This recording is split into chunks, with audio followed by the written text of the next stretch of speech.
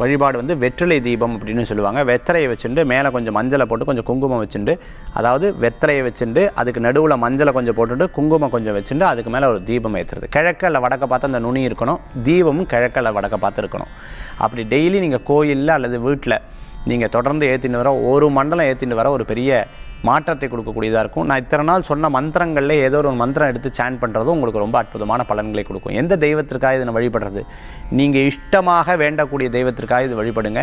உங்களுக்கு ஒரு பெரிய மாற்றத்தை கொடுக்கக்கூடியதாக, வீட்டில் வாஸ்து ரீதியான பிரச்சனைகள் தீரும், கல்யாண விஷயங்கள்லாம் கூடி வரக்கூடியதாக இருக்கும், நடக்காத தடங்கலான விஷயங்கள்லாம் கைகூடி வரக்கூடியதாக இருக்கும், எண்ணிய காரியங்கள் உங்களுக்கு ஜெயமளிக்கும்.